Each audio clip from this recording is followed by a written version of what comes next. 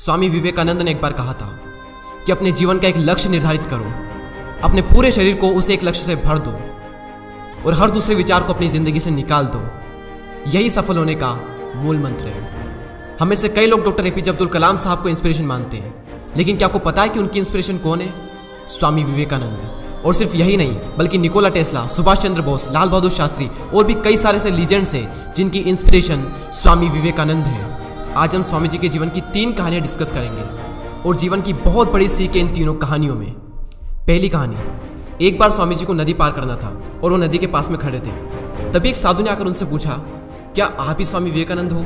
स्वामी जी ने जवाब दिया कि जी हाँ, मैं ही स्वामी विवेकानंद हूँ। तभी साधु ने पूछा कि स्वामी जी आप यहाँ पर क्या कर रहे हो? स्वामी जी ने कहा कि मुझे नदी पार करना है और मैं नाव का इंतजार कर रहा हूँ।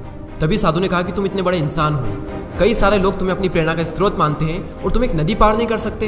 देखो मैं तुम्हें नदी पार करके बताता हूँ। तभी उस साधु ने पानी पर चल करके उस नदी को पार किया और फिर से पानी पर चल करके स्वामी जी के पास लौट कर आए और बोले कि देखो मेरे पास इतनी शक्ति है, मेरे पास इतना टैलेंट है, मेरे पास इतना ज्ञान है, उसके बावजूद भी मुझे कोई नहीं जानता। और तुम्हारे पास कोई ज्ञान नहीं, कोई शक्तियाँ नहीं, उसके बावजूद भी तुम्हें सब जानते हैं। तभी स्वामी जी मुस्कुराए और साधु से पूछा कि तुम्हें यह विद्या सीखने में कितना टाइम लगा? साधु ने कहा कि 15 साल। इतने में स्वामी जी की नाव आ गई और स्वामी जी ने साधु को नाव में बैठाया और वहाँ से चल दिए। दोनों ने नाव में बैठकर नदी पार की और पार करने के बाद स्वामी जी ने अपनी जेब से 1 रुपया बाहर निकाला और उस नाव वाले को दे दिया। यानी कि दोनों के मिला के 50-50 पैसे यानी 1 रुपया उन्हें दे दिया।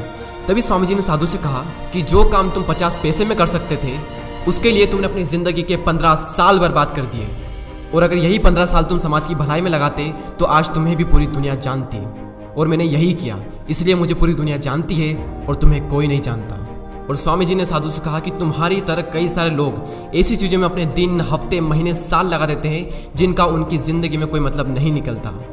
इसलिए अपने टाइम को ऐसी जगह पर लगाओ जहाँ पर उसका एक्चुअल में कोई सेंस निकले, क्योंकि टाइम से बढ़कर इस दुनिया में कोई भी इंपॉर्टेंट चीज़ नहीं है। अगर समय बर्बाद तो जिंदगी बर्बाद। दूसरी कहानी, एक बार स्वामी जी एक ब्रिज पर चल रहे थे। तभी वहाँ पर कुछ बंदर उनके पीछे पड़ जाते हैं। कोई बंदर उन पर लपक रहा, कोई उनका प्रसाद छीनने की कोशिश कर रहा, और स्वामी जी उन बंदरों से पीछा छुड़ाने के लिए वहाँ से भागने लगे। स्वामी जी भागे जा रहे थे और वो बंदर भी उनके पीछे पीछे भागने लगे। तभी एक आदमी ने स्वामी जी से कहा कि तुम डरो मत, इनका सामना करो। तुम जितना ज़्यादा इनसे डरोगे ये तुम्हें उतना ही ज़्यादा डराएंगे। तभी स्वामी जी पीछे मुड़ते हैं और आंखें निकाल कर उन बंदरों पर जोर से चीखते हैं, और तभी सारे बंदर वहाँ से दुम दबाकर भाग जाते हैं। और उन्हीं बंदरों की तरह होते हैं हमारे नेगेटिव थॉट्स, जिनसे हम डरते हैं, और जितना ज़्यादा हम इनसे डरेंगे ये हमें उतना ही ज़्यादा डराएंगे।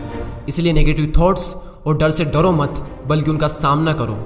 इनसे तुम जितना ज़्यादा डरोगे ये तुम्हें उतना ही ज़्यादा डराएंगे, और अगर तुम इनका सामना करते हो तो नेगेटिव थॉट्स और डर भी एक दिन तुमसे डर जाएगा। तीसरी कहानी को सुनाने से पहले मैं आपको कुक्कू एफएम के बारे में बताना चाहूँगा। अब कई सारे लोग वीडियो के इस पार्ट को स्किप कर देंगे और एक लाइफ चेंजिंग अपॉर्चुनिटी को भी स्किप कर देंगे। अगर आप स्वामी जी के बारे में और ज़्यादा जानना चाहते हैं या फिर उनकी बायोग्राफी को सुनना चाहते हैं तो कुक्कू एफएम पर उनकी बायोग्राफी डली हुई है, आप जाकर सुन सकते हैं। कुक्कू एफएम एक बहुत ही कमाल का प्लेटफॉर्म है जहाँ पर आपको कई सारी लाइफ चेंजिंग बुक समरीज और बायोग्राफीज मिलेगी, वो भी ऑडियो फॉर्म में। वैसे तो इसकी कॉस्ट 399 रुपीज़ पर ईयर है, लेकिन अगर आप DD20 कूपन कोड यूज़ करते हो तो आपको मिलेगा 20% का डिस्काउंट, और फिर टोटल कॉस्ट होती है 319 रुपये, और ये less than 1 rupees per day से भी कम है। तो लिंक डिस्क्रिप्शन में है, आप जाकर एक बार चेकआउट ज़रूर करें। तीसरी कहानी, एक बार स्वामी जी उनके गुरु श्री रामकृष्ण परमहंस के साथ कहीं जा रहे थे। तभी रास्ते में उन्हें एक आदमी मिला जो पत्थर पर कुछ बना रहा था। तभी रामकृष्ण परमहंस जी ने पूछा कि तुम इस पर क्या बना रहे हो? तभी उस व्यक्ति ने जवाब दिया कि मैं एक राजा की मूर्ति बना रहा हूँ। रामकृष्ण जी ने पूछा कि क्या उस राजा की तुम्हारे पास में कोई तस्वीर है? तभी उस मूर्तिकार ने कहा कि नहीं, मेरे पास उनकी कोई तस्वीर नहीं है। तभी रामकृष्ण जी बोले कि अगर तुम्हारे पास उनकी कोई तस्वीर नहीं है तो फिर तुम उनकी मूर्ति कैसे बना सकते हो?